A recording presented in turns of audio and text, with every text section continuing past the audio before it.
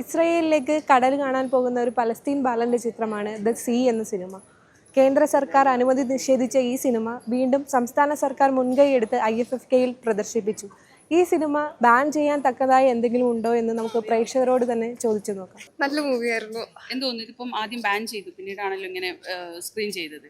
ഇത് കണ്ടു കഴിഞ്ഞപ്പോൾ നമ്മള് ഒരു കുഞ്ഞു സ്ഥലത്തിരുന്നിട്ട് നമ്മുടെ പേഴ്സണൽ ആയിട്ടുള്ള പ്രോബ്ലംസ് അല്ലേ, റിയൽ ആയിട്ട് നടക്കുന്ന മൈനോറിറ്റീസ് ക്രൂസിഫൈ ചെയ്യുന്ന അവര് എത്രത്തോളം ഓരോന്നിലൂടെ കടന്നു പോകേണ്ടി വരും എന്ന് പറഞ്ഞപ്പോൾ ലൈക്ക് ഇനി അറിയാൻ ഒരുപാടുണ്ട്.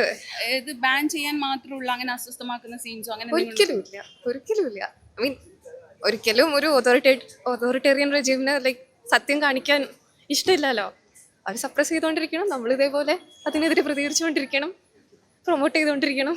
സിനിമ ഇഷ്ടപ്പെട്ടു ഒരുപാട്. ഇത് ഇപ്പോൾ പ്രദർശിപ്പിക്കാണ്ടിരിക്കേണ്ട കാര്യമൊന്നും ഉണ്ടായെന്ന് എനിക്ക് തോന്നിയില്ല.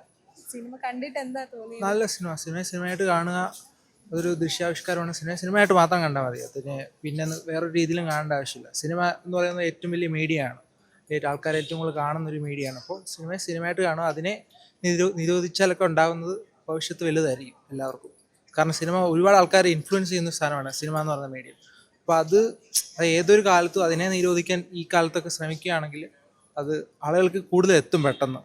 പിന്നെ ആ സിനിമ നിരോധിച്ചല്ലോ, അപ്പോൾ അതായിരിക്കും ആൾക്കാർ പൊളിറ്റിക്കൽ വ്യൂവിനേക്കാളും കൂടുതൽ ആ പൊളിറ്റിക്കൽ വ്യൂ ആയിരിക്കും ആൾക്കാർ ശ്രദ്ധിക്കുക. ആ സിനിമ നിരോധിച്ചു, ഇന്ന സർക്കാരാണ് ഏതൊരു ആ ഒരു കലയെ നിരോധിക്കുക അല്ലെങ്കിൽ പ്രദർശിപ്പിക്കാതിരിക്കുക എന്ന് നോക്കുന്നത്. അപ്പം അങ്ങനെയൊന്നും ചെയ്യാണ്ടിരിക്കുക അല്ലേ. മൂവിക്ക് അങ്ങനെ രാജ്യത്തിൻ്റെ അതിരുകളോ അങ്ങനെയൊന്നും ബാധകമല്ല എന്ന് വിശ്വസിക്കുന്ന ഒരാളാണ് ഞാൻ. ഇന്നത്തെ ഇപ്പോൾ ഈ ഒരു IFFK-യുടെ സിഗ്നേച്ചർ ഫിലിം തന്നെ അങ്ങനെ ഒരു സാധനം, അങ്ങനെ ഒരു തീമാണ് അവർ മെയിൻറ്റെയിൻ ചെയ്യുന്നത്. അപ്പോൾ ആ ഒരു സാഹചര്യത്തിൽ എനിക്ക് തോന്നുന്നില്ല എന്ത് സാഹചര്യത്തിലാണെങ്കിലും, എന്ത് രാഷ്ട്രീയ സാഹചര്യമാണെങ്കിലും, രാജ്യത്തിൻ്റെ തമ്മിലുള്ള യുദ്ധത്തിൻ്റെ സാഹചര്യമാണെങ്കിലും, എന്താണെങ്കിലും അത് ഒരു എന്താ പറയുക സർഗാത്മകമായിട്ടുള്ളൊരു ആവിഷ്കാരത്തിനൊരു തടസ്സമാവണം എന്ന് എനിക്ക് തോന്നുന്നില്ല. വളരെ നല്ലൊരു സിനിമയായിരുന്നു, നല്ലൊരു എക്സ്പീരിയൻസ് ആയിരുന്നു. Yeah, this is the first movie I am watching in the film festival, and I think it was an awesome depiction of the reality and that geography, and a lot of message to be taken away. It was banned earlier and now it's screening again. So what is your take on that? Was it really necessary? I don't think it was a reason to ban it. I don't see anything really relevant for a ban. Palestine സിനിമയാണ്, മനോഹരമായൊരു സിനിമയാണ്. ഒരു കൊച്ചുകുട്ടി കടൽ കാണാനുള്ള ആഗ്രഹമായിട്ട് പോകുന്നതും എന്നാൽ ഇസ്രായേലുമായിട്ടുള്ള പ്രശ്നങ്ങൾ കാരണം അതിനെത്താൻ കഴിയാത്തതുമായ പ്രതിസന്ധികളാണ്. അതിൻ്റെ എൻഡിങ് വളരെ ഷോക്കിംഗ് ആയിരുന്നു. ഷോക്കിംഗ് എൻഡിലാണ് അത് തീർന്നത്. നമ്മൾ പ്രതീക്ഷിക്കാത്തൊരു പോയിന്റിൽ കൊണ്ട് ആ സിനിമ ഇങ്ങനെ നിർത്തി.